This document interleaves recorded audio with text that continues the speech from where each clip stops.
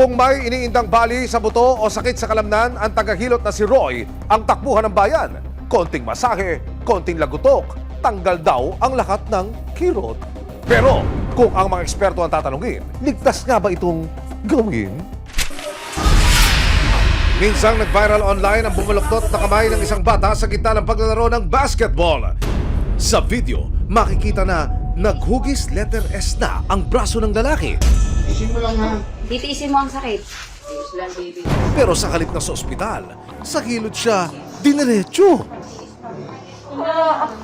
Paubos lang to ng pagmamahal. Maya-maya pa, binanat ng tagahilot ang kanyang kamay at ilang segundo lang, Oh, asin kiss mo. Apos na yung pagmamahal. ang dating balikong kamay, aba, dumiretso na ulit. Pinuntahan ng resibo ang Hilot Center na pinapatakbo ng unang gumamot sa batang bumaliko ang kamay. Maaga pa lamang, marami nang nakapila sa labas ng kanyang pwesto sa Batangas. Maya-maya pa, lumabas ang inaabangan ng lahat na hilot practitioner na si Roy. Samut-sari ang iniinda ng mga gustong magpahilot kay Roy. May mga hirap igalawang paa, naninigas ang balikat, sumasakit ang likod at may ilang pangang stroke patient. Kaya hindi mapagod. Minsan nga hindi ako papabayad. Masaya ang puso ko pag nakakatulong sa kapwa. Hindi ako nagpapayaman. Gusto kong mawala naman ako sa mundo. Gusto ko mag-iwan ako ng magandang legacy. Ang isa sa unang mga pasyente ni Roy ngayong umaga, isang stroke survivor na halos 3 taon na raw, hirap kumilos. Matapos hatakin at banat-banatin ni Roy ang mga paa at kamay ng kanyang customer, na igagalaw na niya ng matiwasay ang kanyang buong katawan. Hindi tunay na nakakatayo na kayo na.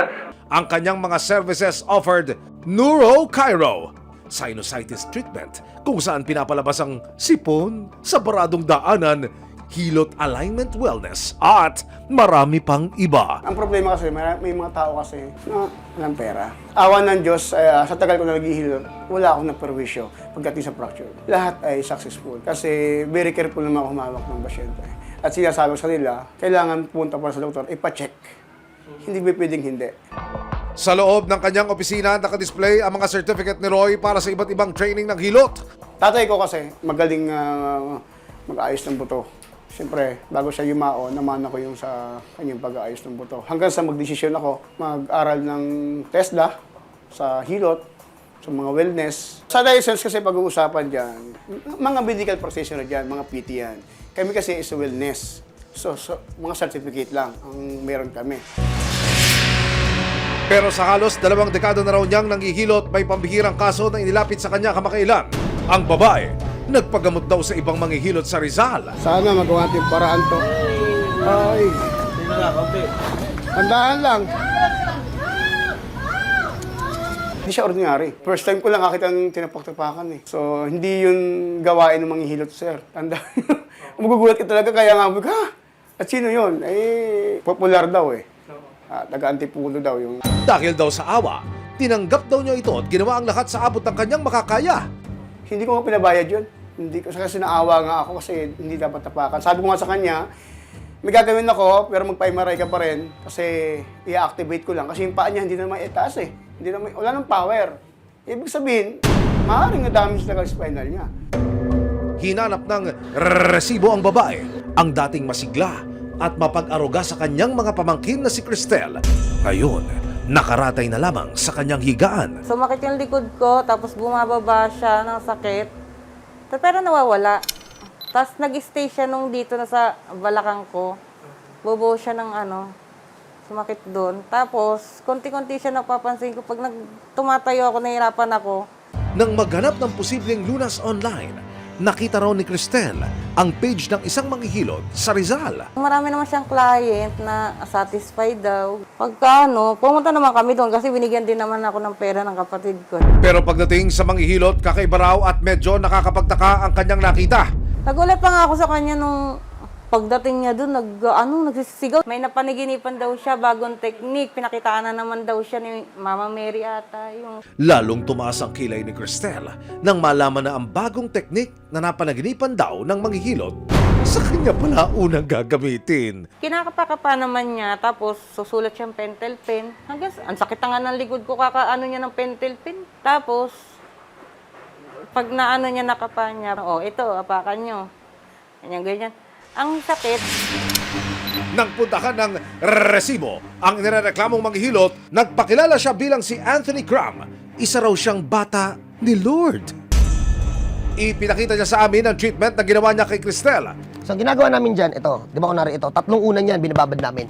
Kunwari, may tama ka sa spine, dito sa may lower back. Nilalagyan namin yan ng ganyan, tapos binababad namin ng ganyan. Yan! Para yung mga na-deform na spine, bumalik lang siya ng kusa. Ngayon, from that point, tinutulak namin dati ng paa. Kasi noon, akala ko kasi dati, okay yun. Ngayon, noon tong technique na to. Uulitin ko, noon to ha. From that point, tinutulak namin ng paganto yan, National TV to ha. Para walang dayaan. Pag ganyan, pag diin, ayan didiin lang muna, tapos, ganun lang. Ganun lang. Halos wala din puwersa kasi nakababad na siya sa unan.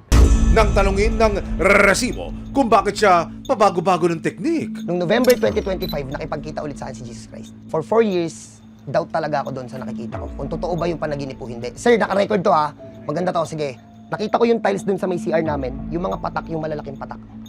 Nagsimula siyang umusok. Hindi ko lang, tiningnan ko lang, akala ko galing lang siya sa heater. Hanggang sa kumapal yung usok ng bigla.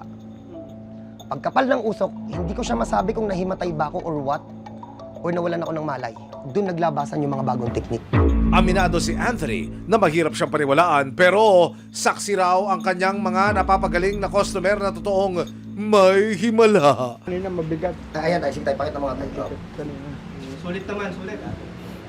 Oh, sulit naman. Nagkaroon to ng calling.